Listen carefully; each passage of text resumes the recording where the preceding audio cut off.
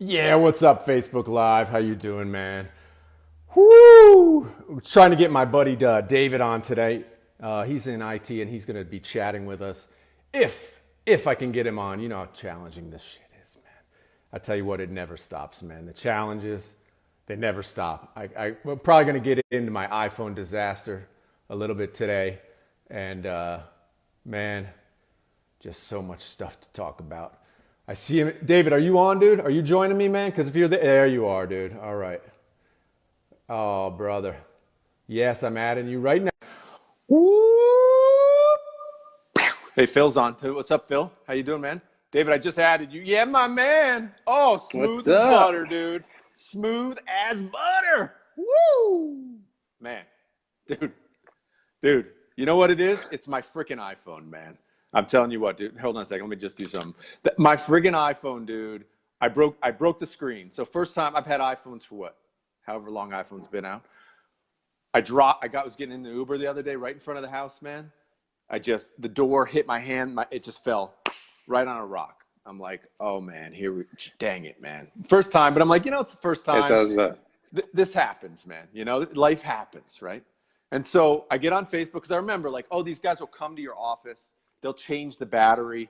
No problem. It costs, even though it's expensive, it's 100,000 colones, whatever, whatever. You bite the bullet, dude.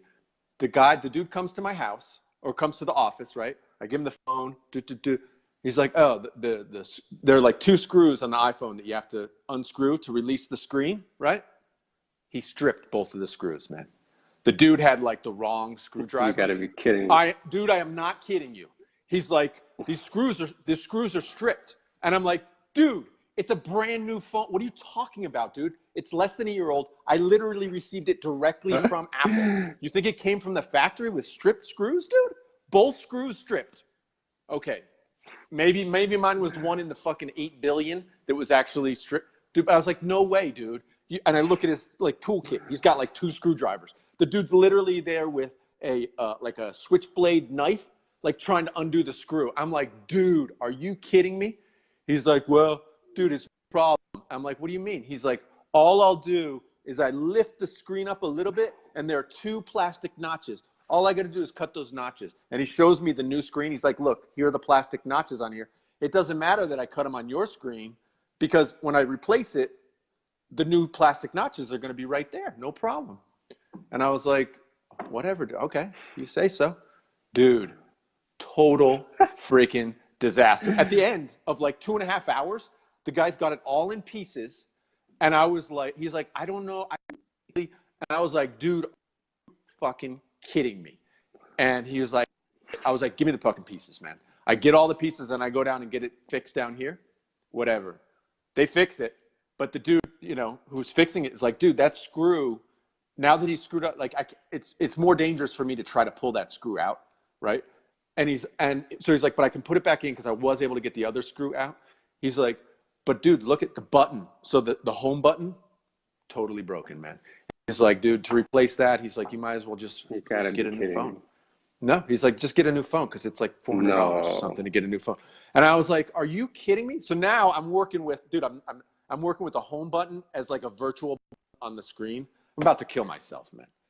I'm about to kill myself, dude. So that's what you're using right now? I'm using this piece of crap right now, man. I mean, this is a $1,000 phone a year ago, and it is now basically a piece of garbage that I'm going to have to go. Well, luckily we're going to the States next week, and I'm going to buy a brand new one. But dang, man.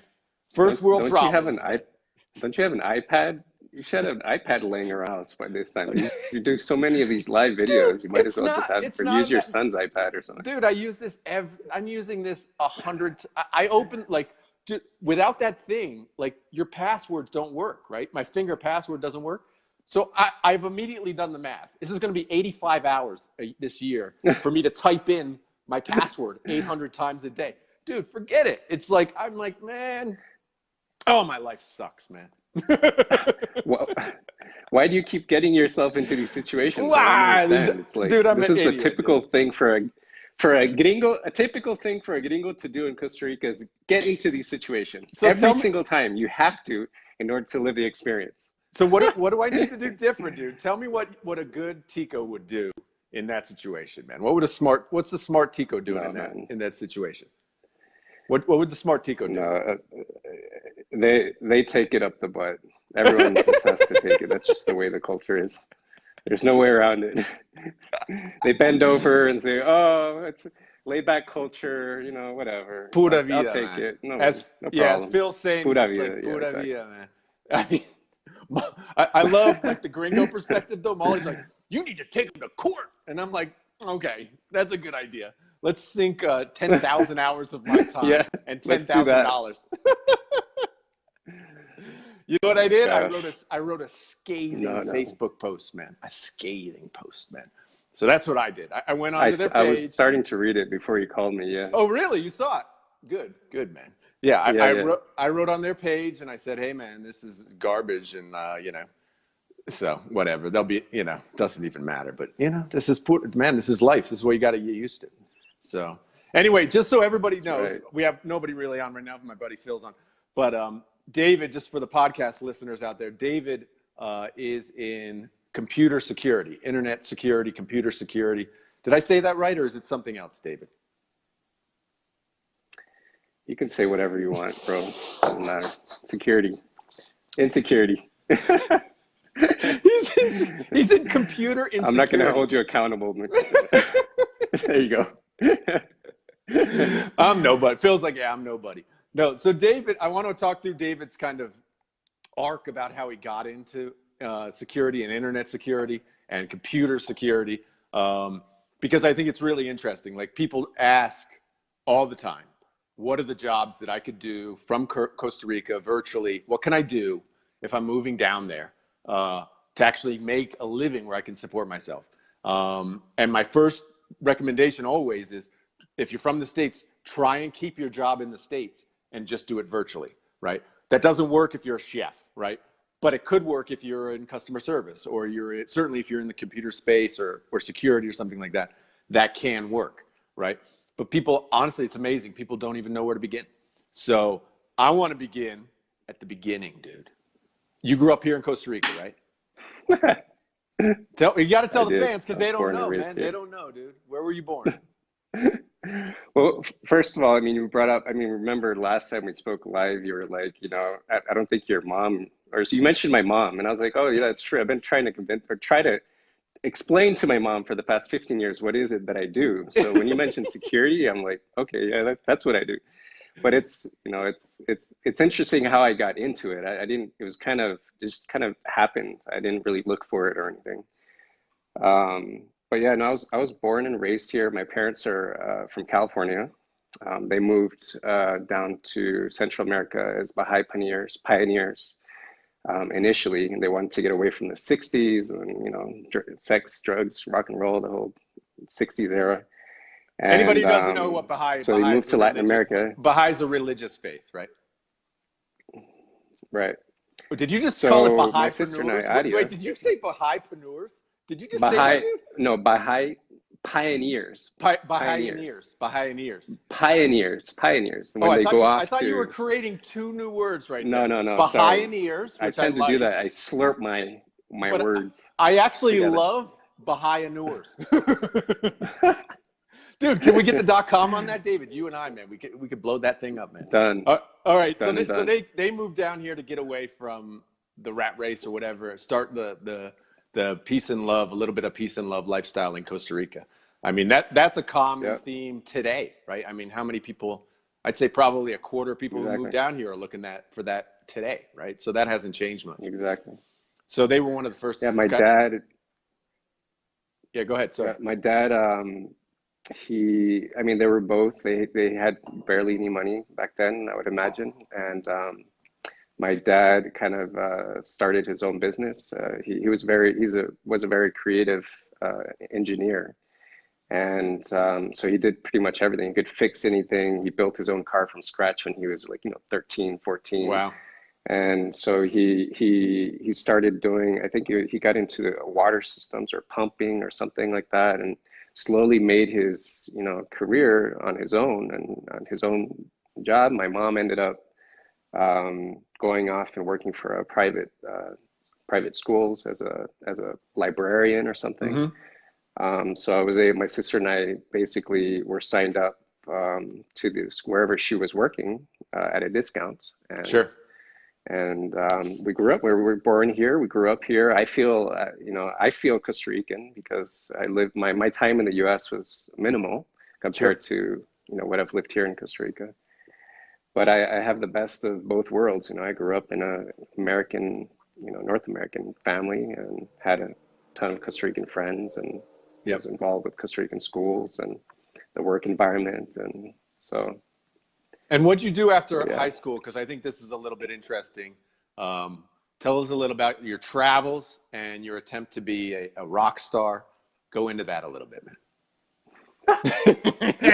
I'm just giving David shit. Well, no, But go ahead, man. Tell us about it. Tell us what you did after high school, man. I've never heard really the whole story. I've heard bits and pieces of it. Right. I ended up doing homeschooling for the remaining of the last 4 or 3 years of my high school. And so the idea was to finish homeschooling and go take my GED in Mm-hmm. the States. Yeah, What were your GED. parents thinking? Why were they thinking And to do that with you? Why? I mean, to me, that seems as a parent, that seems like the craziest thing, like the most torturous thing. But your mom, was he just like, she was not working at the time, and she was like, oh, I'll just teach him at home. I can focus more on him. Is that what your mom was kind of thinking at the time?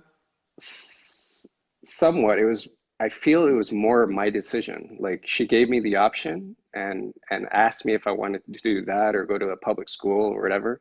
And Right. I decided to take that option. And I think that option is what has made me what I am today. And I'm able to work from home very Uh-huh. efficiently because of that experience. Oh, it's So I interesting, man. had to, like in my mind, I went I studied my by myself, and only my testing was being done or supposed to be supervised by a teacher or someone remotely. Right. But I felt that, all my friends were going to school, they were getting their study, they were getting the full-on education system, they were going to graduate, get amazing jobs and excel, and here I am, stuck, and I have the decision to take myself through this, and if I don't do it, I'm going to fall behind. I'm going Yep. to end up on the streets, or I'm not going to have, I'm not going to be as good as they are, whatever. So it was sort of a competitive thing in me that drove me to figure this stuff out. And Right. then as I was doing that, I realized that, wow, this stuff is amazing. Like math all of a sudden makes sense to me, and everything made sense to me in math. And by the time I realized it, I had excelled way beyond my friends in school and everything because I took a love and passion for learning, Interesting. and I had the experience independently of driving myself into that. Yeah. Well, that's great. Yeah. So for me, it was an amazing experience, Yeah. I mean, I think and I that's a, decided to. yeah. Sorry. I was just going to say that ability of someone to self-motivate. Man, I mean, right now we have Owen's 12. Good to try and get them to self-motivate to do anything other than play video games. I'm just banging my head against the wall, right? But then I look back at myself, right, and I say, well, what about when I was a kid? And other than video games for myself, there wasn't a whole lot of self-motivation. Like it had to, for me, it's almost like I learned what you're talking about learning more as an adult, where somebody wasn't there supporting me, and it was born out of a necessity, right? You kind of had to do it, or you didn't Right. have money to pay for your rent, right? And so that's cool. You kind of Exactly. had that almost same experience when you were in high school, right? Because it was like you had to motivate yourself, or you wouldn't get through the school, right? I guess that's what it is. Right. Yeah, Yeah. that's cool. Yeah. So I ended up leaving when I was 18 to go to the States to take these GEDs in Massachusetts, and ended up living there for a while. I ended up staying, and my goal was I love music, and I got into music at an early age, and but I really wanted to become an engineer, like a recording engineer. And so my plan was to go and work in the States and save up enough money to start some sort of engineering program. Okay. So I left when I was 18, finished my GED, worked in temp agencies and all over the place. And at McDonald's, I started off at McDonald's, Dude, flipping burgers. all the best, man. And Wait, were you really flipping burgers or were you exactly, the fry guy? Which guy were you, dude? I Because I don't, was, or nope, I was you did flipping it all, man. burgers, fries, burgers, everything. Man. I remember my buddy Jesse would come up and visit me, or he came up and visited me, Yeah. and I would close McDonald's at night, late at night, like 12 at midnight, and there was all these leftover, Oh, burgers. So I'd make him this Big Mac that was like this oh, size, dude. and then I'd pour it out of the big, like big cups. I'd give him like a huge sundae, and I'd take it out in my bike, and I'd figure out a way. There's pouring snow outside, and I get to the house. This massive burger and massive Dude, sundae, that's and awesome, he was just man. like, "Oh my God, he was in paradise." Dude, that's awesome, man. That is so cool. I always say with those kind of jobs, because the idea that those kind of jobs are meant to be like lifetime employment, those kind of jobs. I mean, for me, tons of those type of jobs where I learned very quickly I did not want to do this for the rest of my life. Did you have that same sort of experience when you were working at McDonald's? Like, oh my God, this sucks so bad that I have to get out of here. Absolutely, and I think everyone has to kind of go through it. You gotta Yeah. hit rock bottom on at every stage in your life to figure out, oh no, this is not what I want, and move on. Yeah, Yeah, that's absolutely. just the nature of it all. Yep. Yeah, absolutely. Yeah. So cool. So you Um, did that.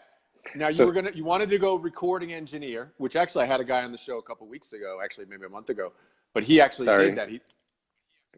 Did your TV go on there, man? You got it all lit up Yeah, for a no, second. no, I was getting a phone call, and it cut out, so I don't know. So you I'm wanted to actually be using my iPad, and I have when my phone rings, it rings on my iPad too, so it oh interrupted God, man. the signal. So wait, did Hey, you tech man, apply? I'm in tech too. You're into tech. Did you apply for like recording like schools? Because I know there's schools up there. Did you apply and try to get in, or what happened Yeah, with that? I ended up going to, I heard about this Conservatory of Recording Arts and Sciences in Tempe, Arizona. Okay. I ended up signing up for that, and I took Oh man, tech, dude. this, keep getting this call. Turn off your I turn off. know, I know. My cell phone's off, but it just keeps, Do you want to here, text the man? let me turn off Stop talking. Don't call me. I'm on there we go, again. yeah. So, You okay, see, this that's is what done. happens with too much Um, tech, man. Too much tech. I know, man. Especially when you combine tech and social live media, it's Oh just my God, it's doesn't work that amazing, way. dude. It's amazing where it even works. It's only going to get better though, man. Right. So you got in. How long was that? Is that like a 2-year program or something like that? It was only a year program. It was a new conservatory, and part of that year, it's supposed to be 2 years. It was 1 year of actual studying and engineering, and then another year of real world like internship. Oh, that's awesome. So Yeah. I ended up finishing that, and I ended up doing a lot of interning in Bearsville Studios up in Woodstock, New York, which is where a ton of recording engineers Oh wow. and artists, like Dave Matthews and the Mighty Mighty Bosstones and Sheryl Crow and all these people that I admired at that time had done their recording there. It's like these huge barn. They turned these huge Into studio uh, space. barns into studios. So it's That's cool. beautiful. Like huge, like the acoustics in these places were unbelievable. And my idea was to finish studying and come back to Costa Rica and start my own recording business. And back then, the digital age was just kind of Just slowly starting, kicking right? in. What year was that? And What year did you do your that year? was, oh my God, that was like 97, 98, Okay. around Yeah. there. Yep. And So still digital, very expensive if you wanted to set oh, up a studio incredibly here. Yeah. crazy. You needed Yeah. at least $1 million back I then know. to set up a studio. So Yep. it was out of the question totally. And I ended up going and working for a local company in Costa Rica called Acer Computers back then, No way. which is now Sykes, which is a major call center, and they support all kinds of different products. Yep. But I went into, that's how I got into computers, was through Acer. I went through their training program and learned laptops and desktops and troubleshooting, and they threw me into a call center and started getting all these calls, and you know, I was fixing people's computers remotely in the States and problems. So that was my introduction to computers. Again, crappy jobs leading the way to good jobs. Exactly. It's true, man. Yeah. Wow. Yeah. And so that led to and eventually working for a company called Digital Solutions back then, which was a telecom company, and they would set up complete offices, mainly for these bookies and sports books that are in Costa Rica. Yep. And so we would build offices from the ground up. And so I learned a lot of stuff through them too, you know, building cabling, so networking and exactly. All that sort of stuff.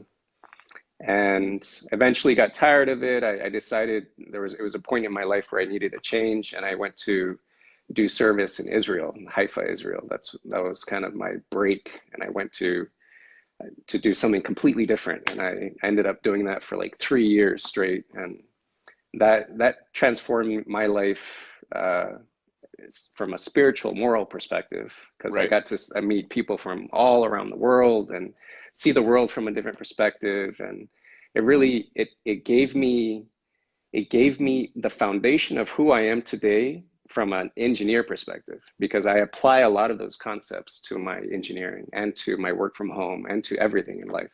Wait, like what do you mean? Give me an example. So for example, I'm now working for a very large corporate company, and it was bought out by a company that I helped start. And the first 2 weeks with the company, they asked me to fly up and meet all the engineers of this corporate company. And I sat in this room, and they had slightly explained to me who these engineers were, but I had no idea of the scope of these engineers. Right. And they just started going on, and I'm at a point in my life where I feel like I'm pretty knowledgeable about stuff. But when I sat in that room, I felt this small. I felt like I couldn't understand anything these people were saying. Right. And I had to stand up in front of them and give a presentation. And they're going on and on and on. And I'm panicking. I'm like, oh my God, what am I going to do? You know? And so I do what I typically do, and I've done over the past few years when I'm in that type of situation. And in a room with a lot of engineers, I don't know what's going on. Yep. I completely eliminate them from my mind, and I step back and I look at things from a different perspective, and I try to get outside of that room, and I even think of like the universe or something more bigger, and so I can see the earth as a small unit. And then I stay in there for a while, and I just kind of meditate and let things go. And then I come back to myself, and I see, as I'm seeing things from a more global perspective, I can start to see what all the technical engineering aspects of what I need to try to figure out, and looking at it from that perspective. I don't need to understand all the details, but I'm looking at it from another perspective. So then I was able to come back into that room and think that way. And I started writing down stuff that I didn't understand and tried to piece it as okay, what is the true goal of this whole meeting? And what is it that we want here? And as I'm doing this, you're doing this during the meeting. You're doing this during the meeting. You were supposed to prepare for the meeting, David. David, you can't show up for the meeting not prepared, dude. What are you doing? Hey, I'm just coming fresh off the boat. You know, new purchase. You don't have your PowerPoint ready? Nothing, man. Nothing, man. It was totally improvised. But that one aspect of me made me understand everything from a different perspective, and it gave me some confidence to stand up and then give my presentation, and everything went smooth. Right. And that's worked every single time. Anytime I'm in the situation, I step myself out. I look at things, even problem solving. That's a major part of problem solving. You step out, you look at the whole problem as a whole. Right. And then anything that you don't understand becomes, you know how to fix it immediately when you can see things from a more global perspective. Wow. And I apply that so you got to anything in life. You got that when you spent time in Israel. What happened over there? Did you eat some magic mushrooms or something? What kind of crazy stuff? Were you in a drum circle and it hit you in the face? No, what happened? No, not at all. I Come think it on. just being in a different environment and meeting people and seeing different cultures, and it opens your mind and opens your Yeah. heart, and it makes you see things from a different perspective. And Yeah. that's pretty much it. Just like with traveling, you step out and you travel places, and your mind just, you know, it just opens. And so I think that was my way of seeing it. I don't know. Interesting, man. It's helped me, and it's carried me through a lot of Dude, situations. the So spiritual engineer, man. Here he is, man. This is incredible, dude. that's It's right. awesome, dude. That's right. Another .com, dude. Is that one taken? Here, let me see, man. I Nice. know, man. There's got to be something there. What so when you were Yeah. over there, now tell us about, and I know you were over there, so were you over there working? Or was it just doing the stuff with Baha'i and that sort of thing? Or Yeah, I what was were you doing doing? volunteer work for the Baha'i World Center in Haifa, Israel. And Okay. my job was to schedule all these pilgrims that would come in from all over the world, these groups, schedule groups of like 200 uh, people, or yeah, 200 people every few weeks. Sure. And Yeah. so I would, schedule a rotation of these groups, and get correspondence from all over the world and correspond back. And I mean, so something totally different than I was doing. I was Yeah, coming from a totally. very technical background to dealing with, tons of paper, and What didn't made even you have a. want to what made you want to make that trip and do that? You really want to go down that lane?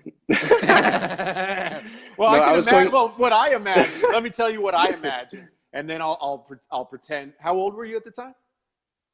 I must have been. That was in 2000. So, geez, I was 20 maybe. Okay. I mean, I 20. would think what I would think was you had a bunch of crap jobs, right? You're working at McDonald's, you're working at call centers, you're doing this stuff, and you're like, you just have like what am I doing with my life? Like, am I going to grind like this for 40 years working, 50 hours a week? Am I going to do that? That would be, and then it's like, oh, well, let me go do something completely different that I might enjoy or have fun or have a spiritual awakening or whatever. I mean, was that it? Did I just knock it out of the park, dude, or what? I wish it was that. I totally do. It wasn't that. Tell me what it was, It man. wasn't that. I mean, it was part that, but I had a I had a relationship that drove me into the ground, and Oh God, so a it woman, just tore man. me apart.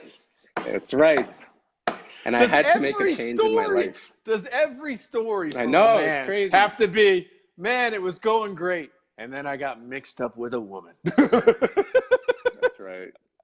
Yep. All right, so it was a So, but I'm relationship gone I'm bad. yeah, but I'm so grateful for those events in my life. So grateful because they've taken me to. It made me Change, man. realize that I needed to make a major change. Yeah, and it drove me to go to a completely foreign country and on the other side of the world. And that's the way life is. That's the exciting part of life. Yep.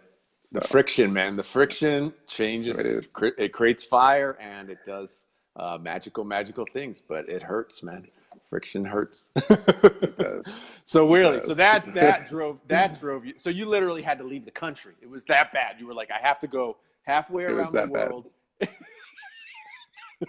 Dude, that is Yeah, awesome. That is that awesome. bad. So what was her name, everybody, so we can look it up on Facebook then? No. I'm just kidding. I'm just kidding. So while you were over there, because this Terrible. is interesting, you brought back in the musical career which you had started earlier. You got into that quite a bit over there, right? You traveled around and did all sorts of things with music over there while you were there. Yeah, I started early on in music because primarily, I don't know if you ever heard the group Seals and Crofts from the 70s, a major Uh-huh. band. They had the hits like Summer Breeze and Diamond Girl and all these. Summer They're still, breeze yeah, makes me exactly. feel fine. That's a Yeah, good that song. one, yeah. So they live right in the town next door to where I used to live in Siacolom, No and way. they were really good friends of my parents, and I grew up with their kids, and their kids were really good musicians. So I grew up around that environment. That's kind of what drove me to become an engineer too, because I Oh, was that's in and cool. out of the studio, and I was seeing the guy, on the console doing his thing and recording and piano, and it was just I love the environment, and Yep. I love going to their house and hearing just the guitar. And I remember I didn't have any money and I really desperately wanted a guitar. And I never asked for it. I just really desperately wanted it. And then one day my dad got back from the States. He was doing some sort of trip. And my brother Colin had given my dad his old electrical guitar. And when I looked in the old San Jose airport, I climbed up the fence to see where my dad was coming in. I saw him with a guitar in his back, and I was like, oh, no way. And I said, I was praying that if a guitar lands on my lap, that was what I was going to do for the rest of my life. And I literally, as soon as I got that guitar, I spent hours, 5, 6, 8 hours a day in front of a mirror, looking at my hands and the motions and figuring it all out. Yep. And so that was my inspiration into music. And yes, I did take that with me to Israel, obviously. And there I got to meet a ton of different musicians from a ton of different cultures and different backgrounds, Seychelles Islands and places in Africa and, all these combination of different, sounds. And we ended up recording an album there and we ended up going on tour in Spain and we toured all over. Dude, that's awesome. Spain. Man. We're on, television interviews and radio interviews and I was I'm not really a singer, but I ended up being the forefront of the group because Spain was primarily in Spanish, and I was the only one that knew Spanish, and I'm very shy. So you got voted. You got voted the singer TV because you could sing in Spanish. Oh my God, it was terrible. That's awesome. But it was a really great experience too to kind of get out there and be vulnerable. And, dude, I bet I was gonna say that just being in front of making. That fear, you got to get over your fear, right? Or maybe not get over it, but you get through it a bunch of times. You get through it, you get through it, you get through it, you get through it, and suddenly it becomes easier, right? I mean, that is such a big thing. Absolutely. Literally every person I talk to who's been successful on some level, you have to be able to do that. You have to be able to face something you don't want to do, go through it, and then do it again and again and again. And that's the way it works, right? So like me on Instagram, terrifying. I hate going on Instagram, dude. I literally everybody who doesn't know, dude. I do an Instagram live, right? David, just so everybody knows, is my number one follower because David was the first person to ever click watch on it, right? So he's my number one, right? And so, but I've said this before, every time I go to, and somewhat to Facebook's too, but Instagram is worse because it's just me, right? Instagram, I can't banter, right? And there's no banter. What am I going to say? Right. So I've convinced myself, for me, it's like, I figured out a way to be like, okay, no, look, my Instagram live, this is just the way I grab like podcast snippets, right? So I could do short little rants and stuff in Instagram live.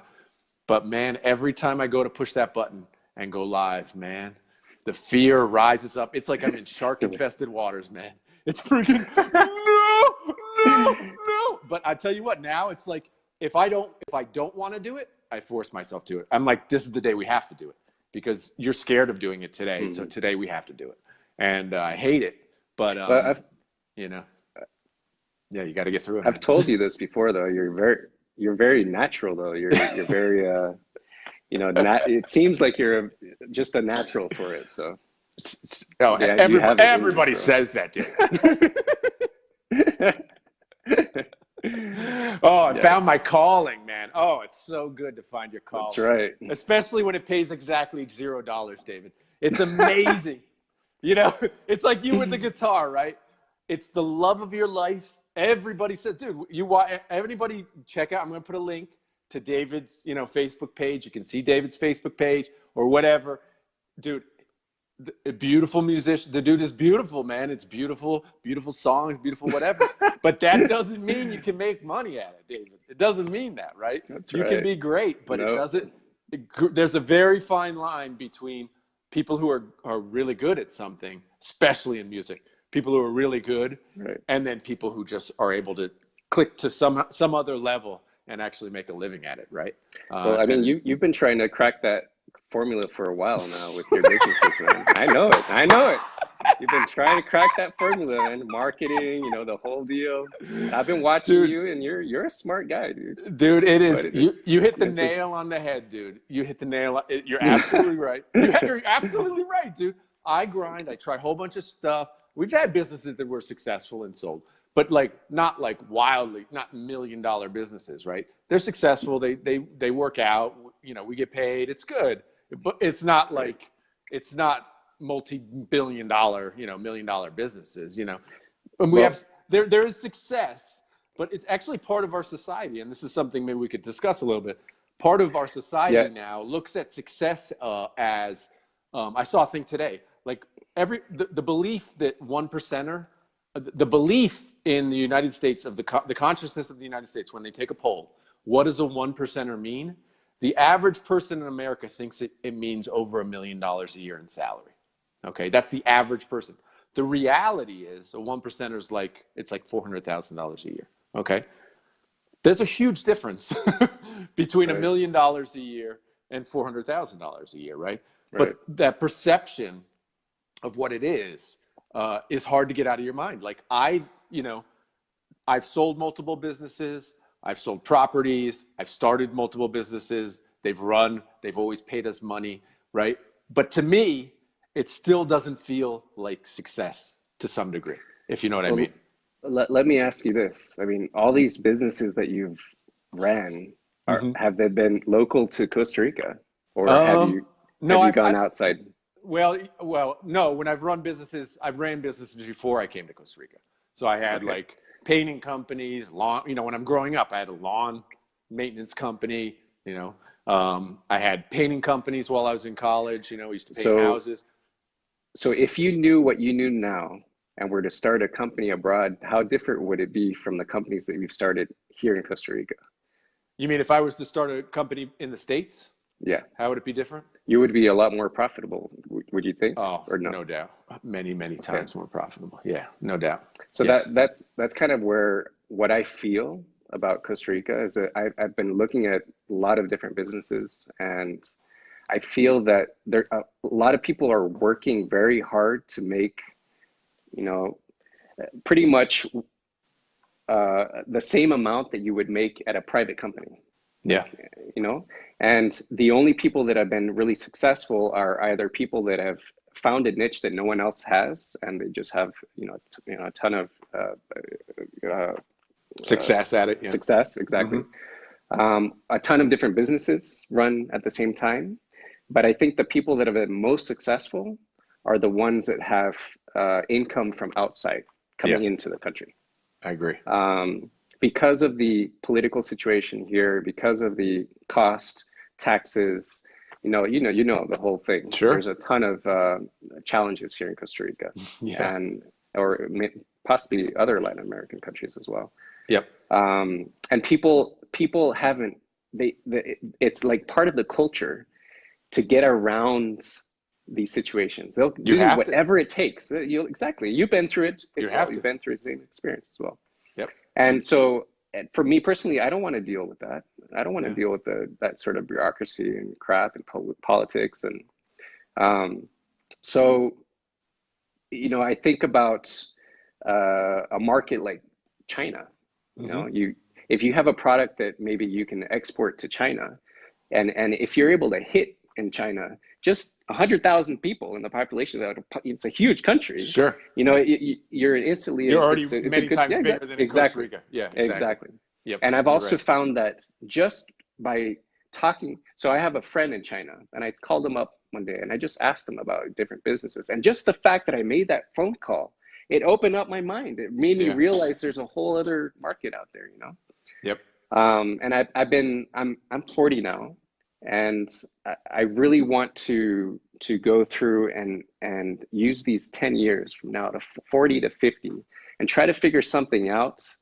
But I just don't want it to be any sort of business. I'm not looking to become a millionaire, but I want to do something that's social impacting, that has a change, that makes a difference. For me, a business has to have some sort of greater purpose. And I have to abide by certain principles. I feel that's what I feel right now. Sure. And that's why I've been, you know, kind of diving in and looking at all these different options. And I realize, you know, it's not worth starting a company here in Costa Rica. It just isn't worth it. I've just seen too many failures. And, you know, the other day, you know, I used to take my car to this car wash near Multiplaza. and the place was packed, jam packed all the time with cars, you know, going in Yep. and out, and they just randomly closed Just out of closed, man. nowhere. It's like, what the hell, you know? So what is to say that a business is successful or not? You know, I just don't understand. And you know, it's just crazy. And It's hard, man. how Dude, frustrating it is. I know. It can Exactly. appear. I mean, you just mentioned in a car wash or whatever. And these guys, you go there all the time. There's always people in the car wash, always, right?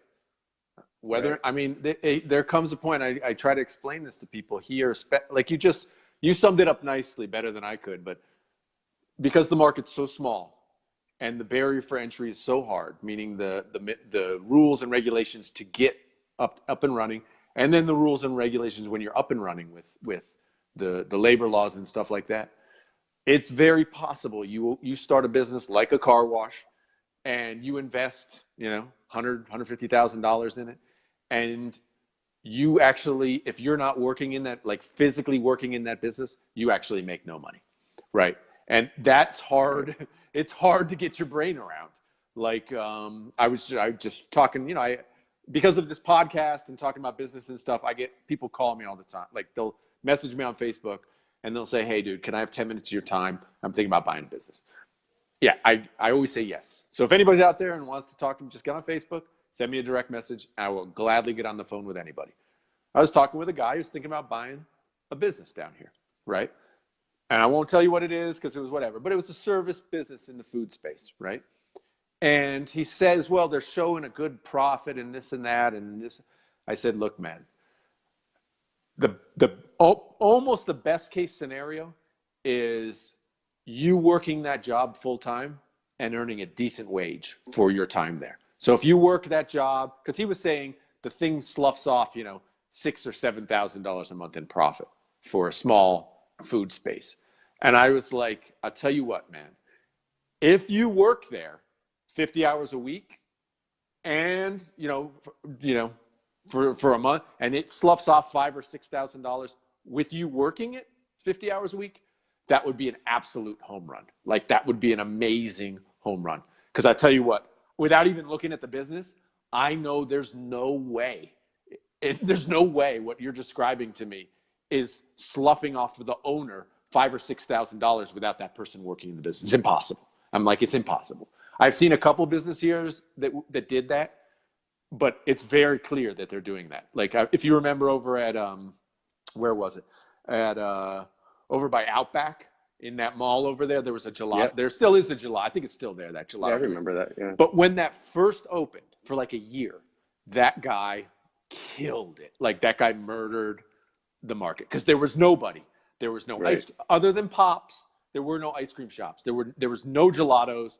It was awesome. It's delicious gelato, and that there was literally lines out the door, right?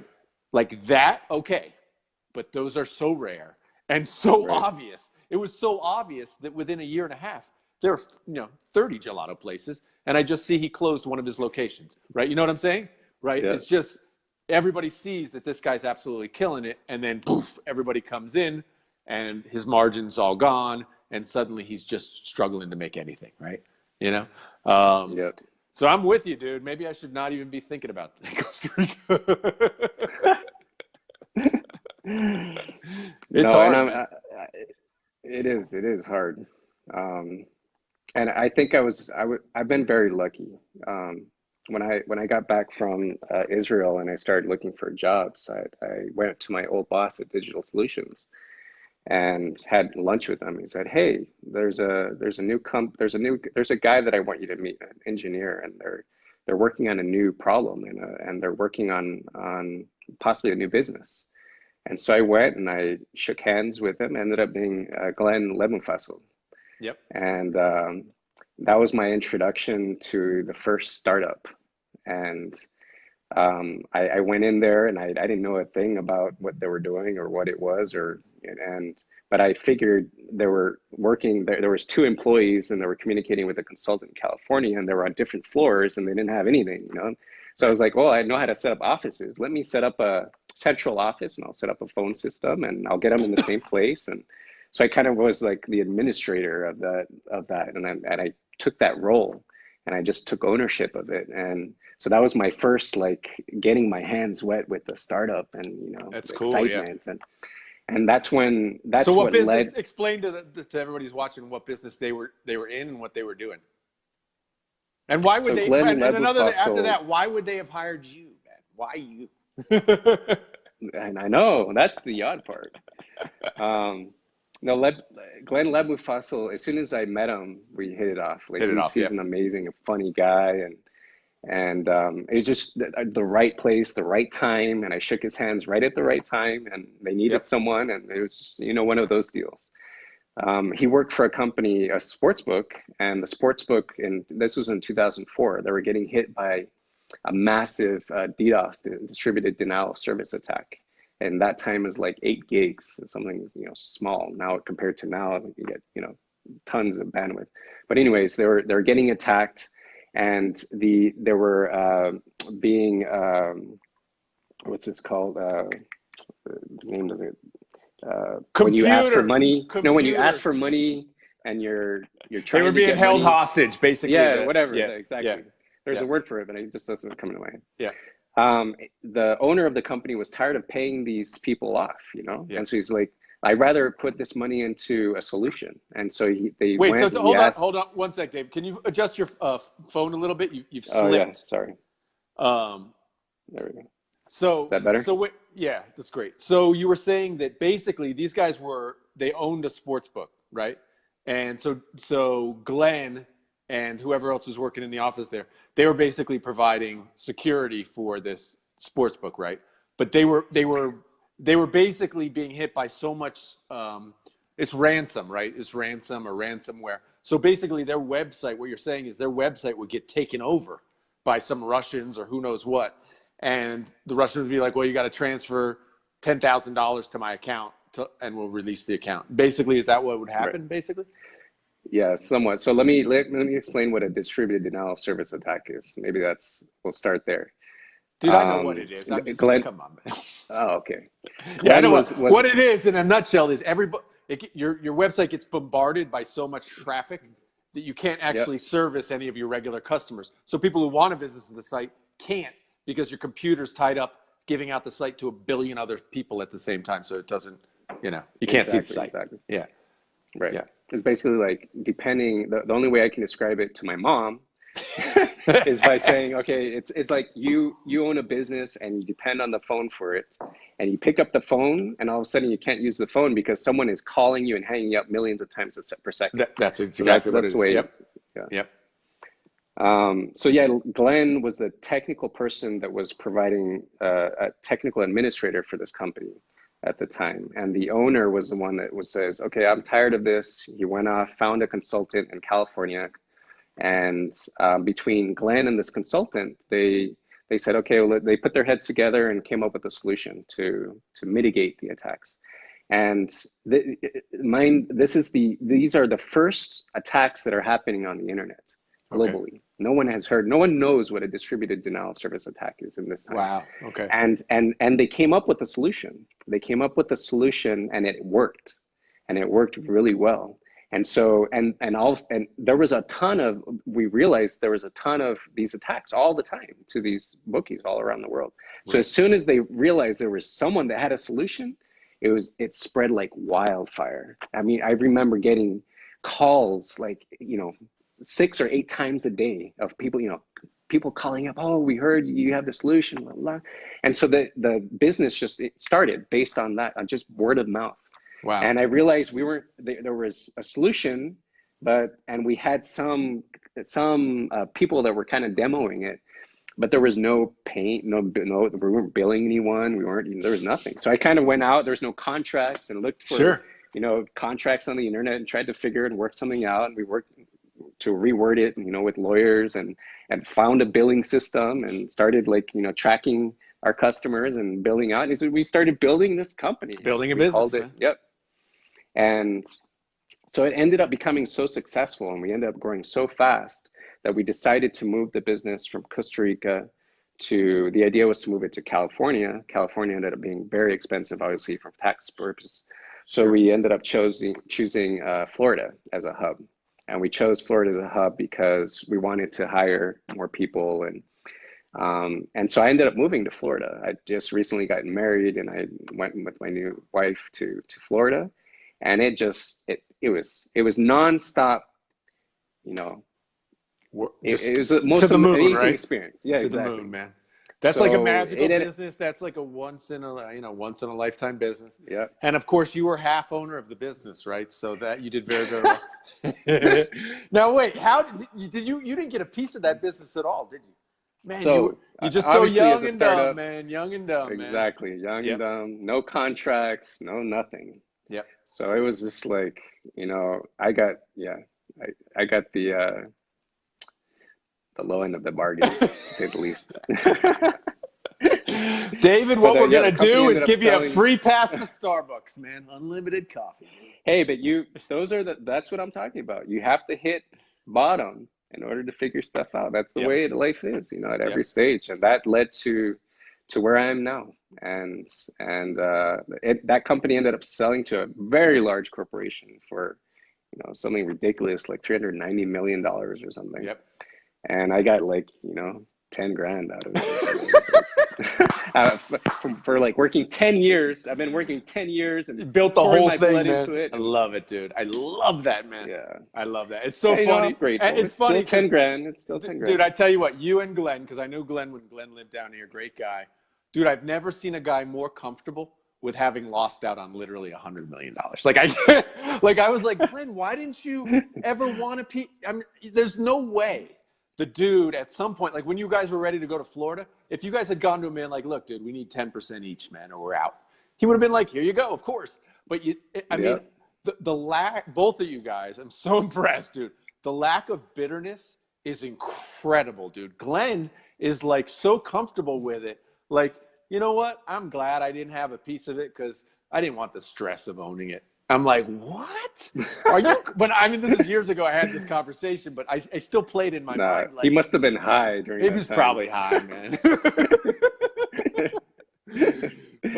But that's one of those stories, man. It's one of those stories where you just, wow, you're just too young. You don't know the situation, everybody's got, and no one had any idea how big that company was going to be. No one knew. Right. And we just didn't have that sort of vision back then. That's incredible, man.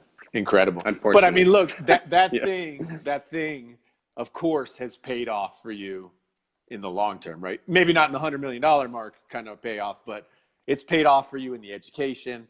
You can say, look, I was part of that startup. I mean, all that stuff, right? So that's all good stuff. Yeah. So after it's sold. That's why. Yeah, go ahead. Sorry, go ahead. After, what'd you say? No, go ahead. Go ahead. I was saying after it's sold. Yeah. No, I was just going to say I've been very grateful. That's why you just have to be grateful in life for everything. Everything's like kind of a stepping stone to something better. Yep. If you look at it in that way, if not, sometimes it's just you're just working at McDonald's. Yeah, exactly. Dude. Sometimes you're just working at McDonald's and it sucks and you got to try and find a way out, man. Sometimes you got to find a way out. Dude. You just got to keep working, man. Keep hitting with the hammer until the wall finally breaks, man. Sometimes it's that. That's right. But sometimes it is a stepping stone. I mean, dude, obviously you're in that job. You went from helping them set up a little network or whatever, and then basically I'm sure you and Glenn worked together. That's where you really got your start in security, right? I mean, that's where you began learning the whole business, right? Yeah, I would stand in back of his chair and his laptop, and I'd see this screen full of all these weird characters go up and down, and like, what the hell is that? I was so intrigued. And when I was asked to move to Florida, they had hired someone for my position to run an office there. And there's like, what do you want to do? You want to join me on my team there, or do you want to jump into the technical world? And I've always gone for what scares me the most. I'm like, and what challenges me the most. So I was like, no, I'm definitely going into the technical world. Wow. And I sat by Glenn's side and learned everything I know from Glenn. And it took years of going through and figuring stuff out because, technology, things change so drastically, over, a short period of time. So you have to keep up, you have to be on top of it. You have to have the experience, especially in security. For sure. Security, it was totally new. DDoS attacks were brand new. All the stuff that was on was brand new. No one on the planet had a solution for it. No one understood it. And Glenn, just happened to understand a lot of the concepts around it and he was able to see the global perspective of things and figure out the little nitty gritty stuff that he didn't understand later on. Right. That's what drove me into learning, and very, very grateful for that whole experience. Wow. And so then what, after that, what was the next step after that? They got acquired. So, and you yep, you hung around a little while by, after they got acquired, right? Yeah, they got acquired by a very large company, and I got an ugly deal out of that whole thing. They kind of like discarded me, and they didn't treat me with importance, and I got very frustrated over it. I did nothing, literally nothing for a full year. I was like, I was trying to figure out some way of contributing and training, and in the process, with my coworker, their company the company that we sold to had a big presence here in Costa Rica. So I was able to go into the company and establish networking with a bunch of engineers here and train them, and they were all admirers of the whole process that I'd been through. And so a lot of those contacts that I established are working for the company that I now am part of today, which, yeah. So, it was a rough year, but I was able to establish all these amazing contacts, which is, priceless, and I'm grateful for. And I got frustrated, and a coworker of mine from many years, he ended up leaving the company and joining the startup. And he called me up one day and said, "Hey, do you want to come work with us?" And he's like, "You just say the number and just get your butt over here. I don't care. You just tell me what number, sit on it for a couple of weeks, and just join our team." 25,000 a year and an unlimited Starbucks card. That's my price. Take it or leave it. Right. And for me, that decision was tough for me, because by then I'd already had kids. I was in, I had 3 kids, and to make that move into a startup world again was very frightening. And it was very risky. And I had to sit on it for 2 weeks. I spoke to the CEO of the new company, and he was like crazy about me. He just wanted me immediately, and we immediately hit it off. We bonded immediately. But I had no idea what I was going to go into. No idea. Sure. And even from the research I was doing, it looked like they had something set up, but I had really no idea. And so I decided to, because of the way I felt during the time at this big company and how they were treating me, I decided, I'm already not happy. So I might as well just jump into something new and see where it takes me, and take that risk. And the fact that they were willing to pay me a lot more than I was making was a motivating force for me. And the fact that, yeah, exactly. The fact that it was, and that they were willing to pay me much, much more money was a small portion, dude. Yeah. So that was, and the fact that, go ahead. The fact that what? The fact that I could leverage what I wanted. So I said, okay, this time coming in, I know it's a startup. I want it all in written, and I want a percentage of the company. Sure, of course. And so that was another major factor for me to take that, because I knew what I was going to get into. I knew I'd already been through a startup, and I knew what was going to be involved. So I said, if I'm going to work this hard, it better be worth it, Sure. And it's worth it if it pays off. Like it could fail, and it goes to zero. Exactly. You're hunting for a job. But if there's but I was willing to put in the hard work to make it successful. I knew I was going to be able to do that. And it was frightening too, because I had no idea what I was going into. And what they were asking me for was much more than I'd ever done before. Yep. So I did it. I jumped into the deep end, and I realized they had nothing. They had nothing. And at that point, just I had an idea and a established dream, so many an idea and a dream. Yeah, exactly.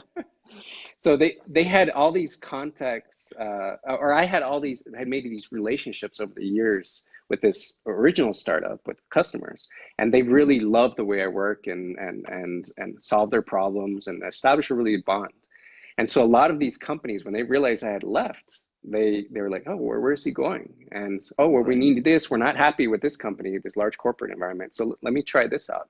So from the get-go, from the day one, I was on the phone with potential customers, and I was almost like a sales engineer. I went in as as a technical lead for the company. Right. Ended up bringing on all these sales projects with no commission, obviously, but I was just bringing them Yep. all in, and there was no infrastructure at that time. So I was like, I realized there was no infrastructure. So I was like, so that kind of put an added pressure to say, okay, To build no, it, I got to right? do To build something the about actual it. thing. Yeah, exactly. Yeah.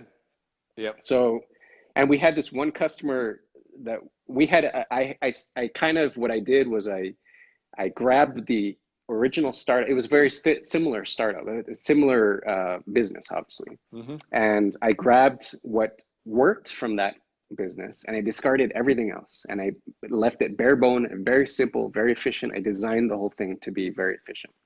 And we started building, and we got a customer that was under attack.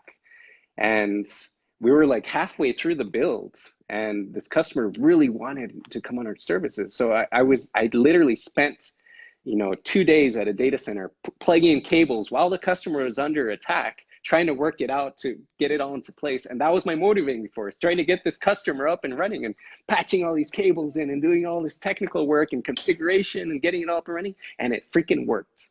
It freaking worked. And we got the customer up and running, and we were able to mitigate the attacks. And I was like, oh my God, I just did it. I did it, and I did it from scratch, and I did it myself. And now Wow. let's do this. Let's explode Blow it this, out. and let's build this big. And that led to another huge purchase, and I'm working for that company today. So And you, just so everybody understands, you guys got acquired, right?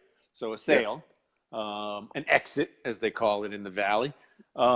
But they acquired the talent, right? So you're the talent, part of the team, right? So you have to work there X number of years or whatever to get your full buyout amount, right? Is that how that works? Exactly.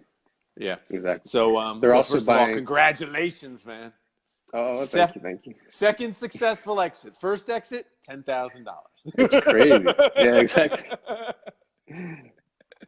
I really love that, man. I love the startup environment. I really have enjoyed starting companies from scratch. There's just something about it that's just so exciting. And so, dude, I still remember you. I don't think you were there, but this was one of my conversations with Glenn, because Glenn worked here, and Glenn hadn't moved back. So he still lived here. He hadn't moved back to California or wherever he is. So they were still here, and that sale had gone through of the company, and we're talking about it. I'm talking about how he got gypped and no money at the exit and all this stuff. He built was there for the entire run and basically got nothing. And he's explaining a little bit I know nothing about internet security, but he's explaining a little bit to me. And I'm like, dude, how much would it cost for you to do this? Like, to start it? Because he's like, we need, data centers and blah, blah, blah, and we need employees and this. I'm like, dude, how much would it cost, man? And he's like, I don't know. I probably need, a few million to like really start it well. And I was like, dude, I can get you a few $1 million. Like, I can do that. I don't have it, but I for sure know people, friends of my brother and stuff, who are looking for investments. Like, dude, I can get you to do it. If you tell me you can build the same company of what you just did, we can start it up and compete with them, and you guys can kick their ass. Let's do it. And he was like, I don't want the headache, man. I'm telling you, man, he was all about the laid back, dude, he's all getting about high. He's just about living the dream, man. He's like, when I see him on Facebook, it's like he's out camping in the woods for 2 months. Yeah. He really is. Dude, whatever makes you happy, man. Yeah, exactly. Dude, if that makes you happy, go for it, man. Go for it. Yeah. But I'm like you, dude. I like the idea. For me, the start is always the best, right? Because the start, it's a vision of something, something bigger, and you might not even know what it's going to be at the end, right? It's just kind of more, it's a fuzzy idea. But then getting the little wins during the process, and the process can be a total grind and a nightmare and stressful and all that sort of stuff. And then the win at the end, of course, is the magical. That's magical too. But so when are you and I gonna start up our next startup, dude? Are you in for the new? We got to do that, man. I'm all for it, and I want to sit down and brainstorm ideas. But again, I'm not limiting myself to Costa Rica. No way, dude. No, I want to live here, obviously. But. Sure. I want to live here too, but yeah, the idea you're never gonna blow something up like this, like you guys just did, focusing on Costa Rica as your market, it's just never going to happen. Exactly. Right. Well, one of the things I'm actually super excited about, and I don't know if you're into this at all yet, is this idea of voice and voice controlled search and Alexa and Google Home. Are you looking at that at all? Are you thinking about that at all? Yes. Is that in your radar? Automation as well. I mean, the idea for me is just this idea of the phone right now, which is our, personal remote controls. It basically controls our lives. Anything I want to do takes me a couple steps to get in. So if I want to ask Google a question, it's at least I got to reach for the phone and whatever. But the day's coming, and I have no doubt it's coming, when I just, hey, Google, blah, blah, remind me to call David today at 3, or, stuff like that is happening right now. And we're still a ways away. I mean, if you've used Siri in the last month, we're still a long ways away. At least Apple is, because Siri's a piece of garbage. But it is getting closer, man. It is getting closer. So are you thinking at all about that space, about building something in the kind of voice space? Not the voice space per se. I haven't given that much thought, but automation, yes. Like automation is the way of the future. People are being eliminated. Automation is the key to cutting costs, being more efficient, and you can apply it to almost every aspect of a business and every aspect of life and every aspect of everything. Right. So, finding automated projects or products is really key, and it kind of excites me too, to be able to go to a company and say, hey, I have this product that will make your life this much more efficient, and you can cut costs by so amount. Right. For me, that's the way to go, and that's where everyone's going. So for you, so much room to. So for you, because you're comfortable in that kind of B2B space, right? That's the way your whole in computer. That's the way you've been. It's like B2B, right? In the security space. So you're comfortable. Actually, I think it's like if you're going to build a product, building it for a B2B environment it's the way to go, right? You make one good sale, and you financed your whole company. So tell us what that magic product's going to be, Dave. It's not that I'm comfortable. It's security and automation are two different things too. I mean, there's obviously security within automation.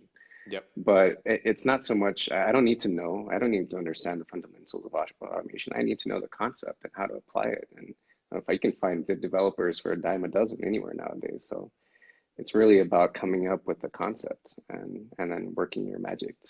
Greater concept, figuring out the little details is just, details. Oh, our good friend Carlos, are you seeing this? Carlos is like, do startups need legal advice? Wow, there's actually my sister's on. Yeah, man. I don't know if they always pop through. Some people get freaked out by seeing everybody join. Yeah, but, Juliet Crossley, it's another good friend of mine. Michael Bates. Michael Bates was very successful at selling Microsoft a product, and he made millions off of that. Really? He's watching right now. Michael can finance our next startup, dude. There you go. He wanted to come and live in Costa Rica too. Just couldn't make the journey. Well, it's hard to sell your Microsoft product being in in Costa Rica, right? That was years ago, though. That was a long time ago. So tell me a little bit about I don't want to keep you much longer, but when we wrap up, tell me about what it's like to work virtually. You're working for a company that's in the States. What's it like for you on a day-to-day basis? Like, walk us through your typical day here working virtually when you're working from home. What's it like for you? Yeah. So, I mean, going through and doing homeschooling kind of put me in a discipline and mood. And so I'm able to very efficiently get work done. And typically now with this new company, there's a lot of obviously consolidation between products and services and all kinds of different challenges in the process of building this part of this new product that they're building. Yep. And I was put into a very high position within the company. So there's a lot of politics and bureaucracy that I'm now learning how to deal with. So there's a lot of meetings that I'm dealing with. For the most part, I was at a point where I was so efficient that I would you know, the day before I'd look at my calendar and I'd plan out my whole day. Sure. Now I'm at a point where no, screw this. I just wake up and I look at my calendar and I just go with the flow.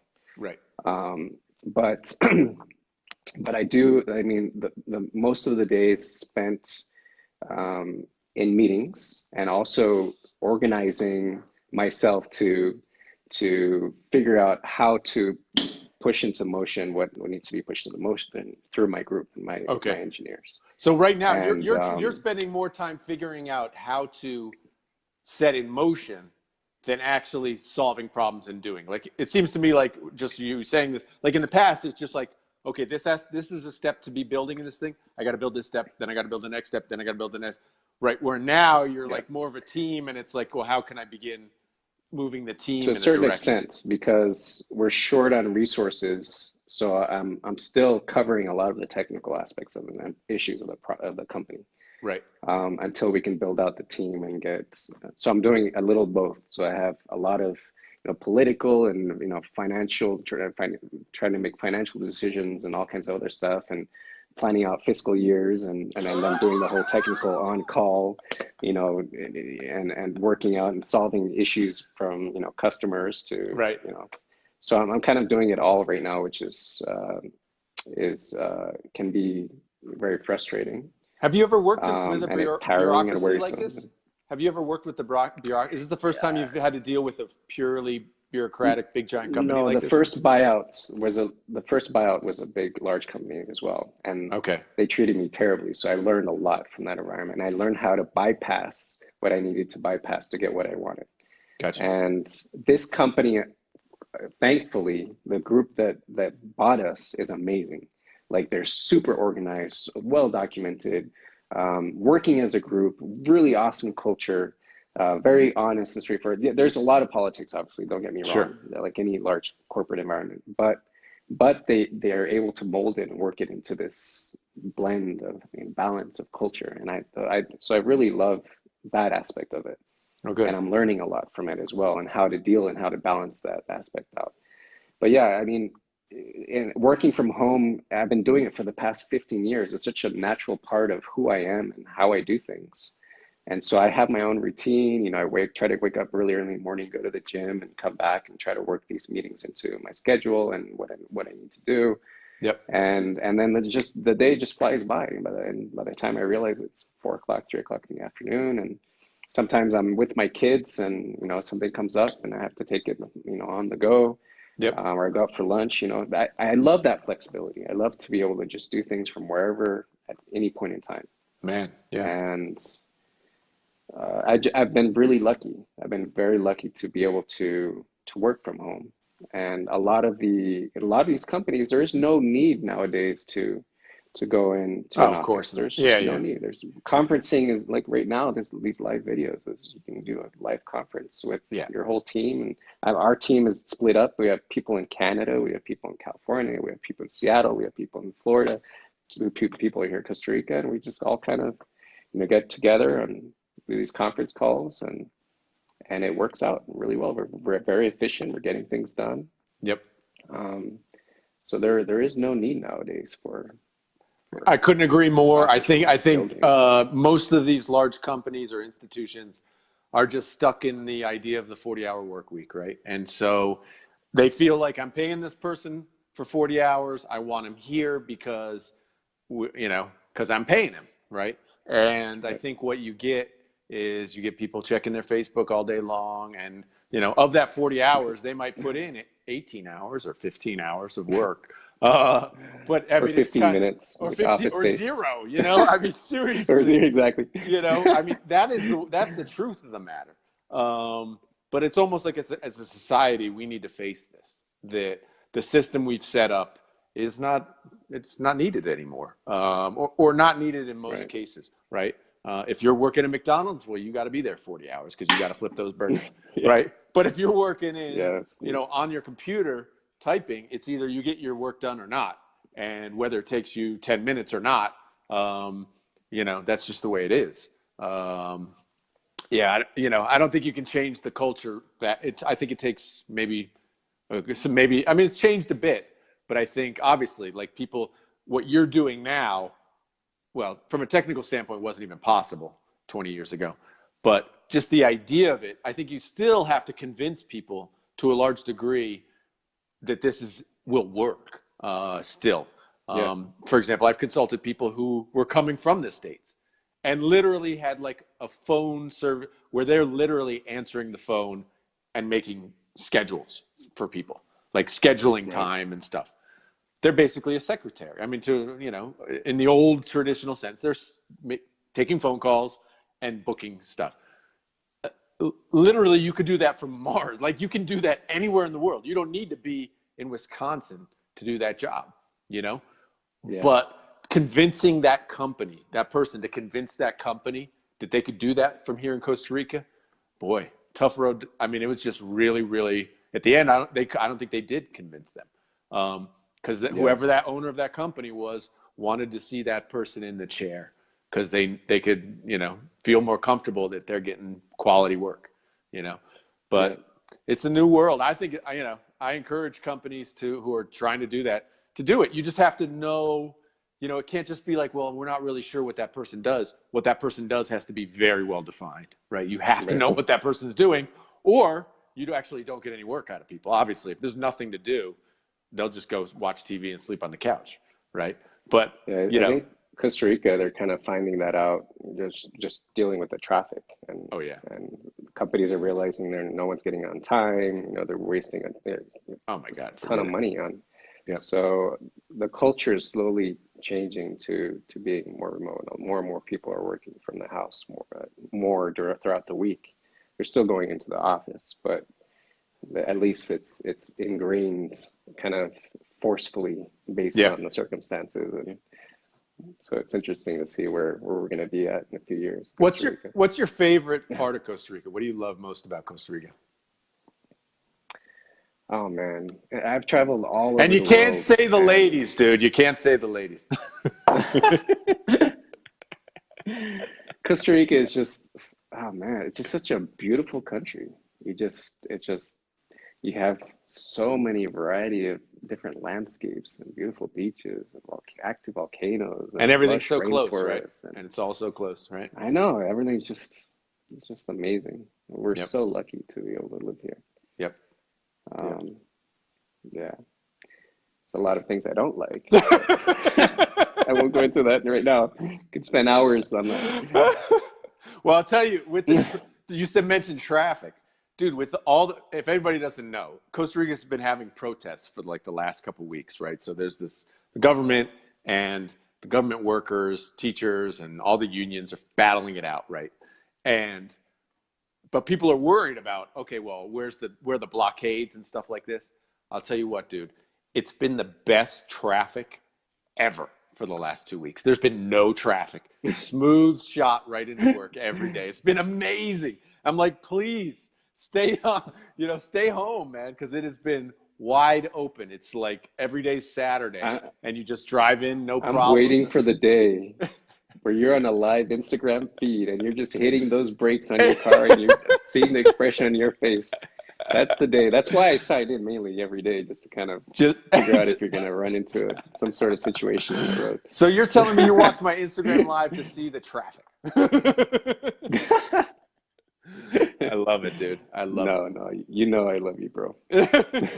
Dude, thanks so much, man. I really appreciate you taking the time, man, with me tonight. I learned a lot more about you than I knew before. Thank you for having me. Awesome. I hope some people got some. I hope people got some tips on what it's like to work virtually, because I think David's in one of those, as I've talked about before, just those kind of magical jobs. I call it magical because you can literally work from anywhere in the world and get well paid. So anybody who wants to get into IT and security, please contact David. I'm kidding, man. Do not contact David. You can contact me out. But dude, I appreciate it, man. Thank you so much, man, for the time. All right, brother. Have a good night, man. Thanks, dude. Thank you.